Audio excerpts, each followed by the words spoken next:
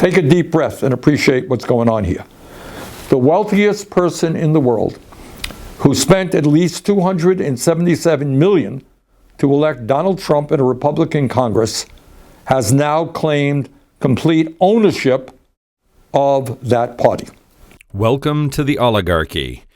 In this video, Bernie Sanders explains what happened with the government funding bill, where Elon Musk specifically, but his puppet Donald Trump, jumped in and killed this bipartisan bill to keep the government running via tweet day of. And he talks about the details of it and the problem with this model. I will chime in if I have comments, but he says it pretty well himself. Let's take a listen. Hello, everybody.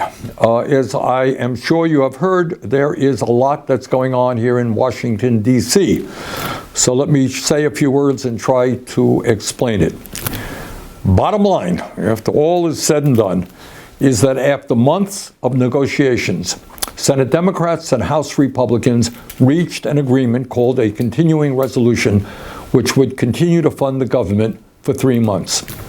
Frankly, that agreement was not something that I was all that excited about, but it was better than nothing.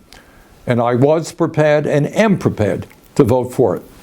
And one of the reasons is that it contained a reasonable increase in funding for primary health care, something that I feel very strongly about and that my committee, the Health, Education, Labor, and Pension Committee, is responsible for. And given the enormous crises that we're facing in health care in this country today, it really would be of help to many millions of Americans. What this legislation would do is significantly, or modestly at least, increase funding for community health centers all over this country, which treat about 30 million Americans who are low income or working class. And it would also increase the number of young doctors who go out into rural America and also into underserved areas. That is where we need the doctors and the nurses, and that's what this legislation would do. In any case, within the House of Representatives, the Republican House, and the Democratic Senate, there was widespread agreement on this resolution, and it was just about ready to be passed. In fact, the Republicans posted it on their website. We were ready to go. But then, out of nowhere, the wealthiest man in the world, Elon Musk, began tweeting his opposition to this legislation. In fact, he was very blunt about it. He told Republicans that if they voted for this proposal, which they had already agreed to do, he would take out his wallet and spend as much money as it took to defeat them in primaries and drive them out of office. You got that? Take a deep breath and appreciate what's going on here. Not just opinion, but a threat. The wealthiest person in the world, who spent at least $277 million to elect Donald Trump in a Republican Congress, has now claimed complete ownership of that party.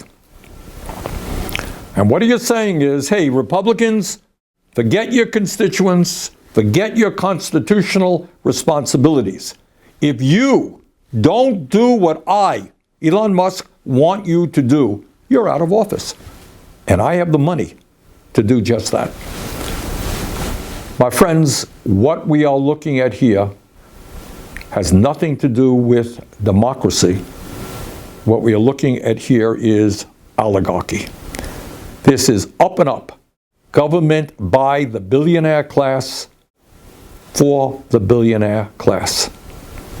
And by the way, Musk is not only trying to intimidate Republicans, he is trying to inject himself into the Democratic Party as well. He is threatening to target Democrats who are standing up to him and his agenda.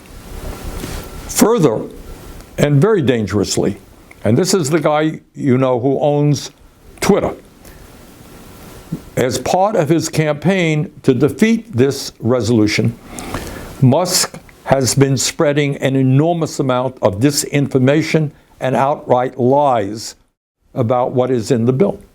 And this is key, too, because Musk has previously been a guy that said, I bought Twitter to make sure that I'm a free speech absolutist, right? Everybody should be able to say what they want, and that's how we fix the dialogue, is just by letting everybody say what they want. But now he's actively using it to lie and, spread misinformation.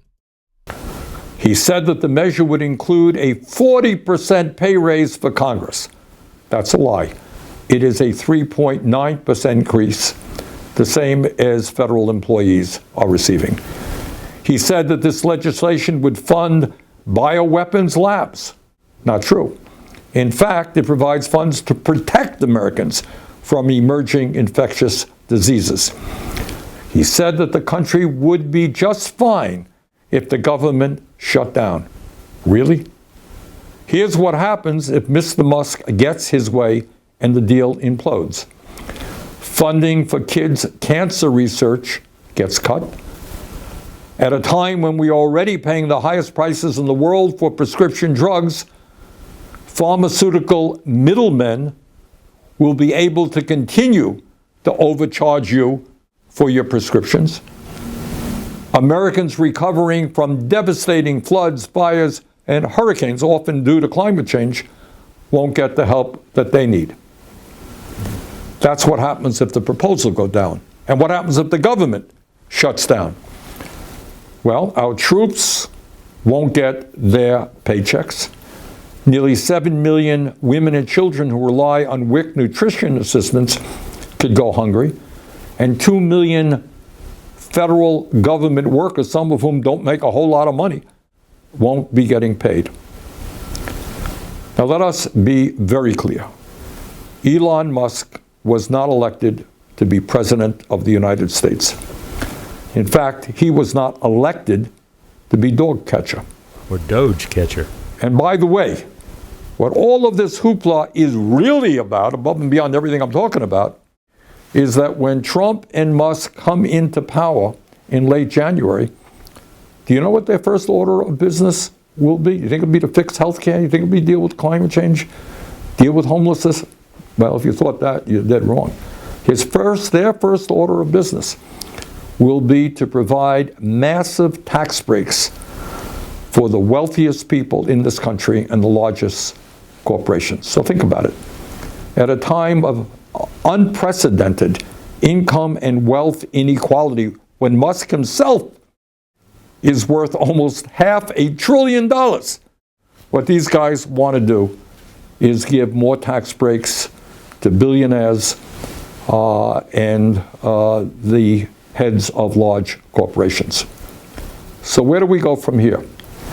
Let us understand the gravity of what we are dealing with. This is not politics as usual. This is not just Democrats versus Republicans, conservatives versus liberals or progressives. It's much deeper than that. What we are dealing with right now is that the billionaire class, which owns so much of our economy, which owns so much of our media, they are now moving aggressively to own our political system as well. So we got a lot of work in front of us. We've got to educate, we've got to organize, and we have got to stop them. Thank you very much. Have a great holiday season.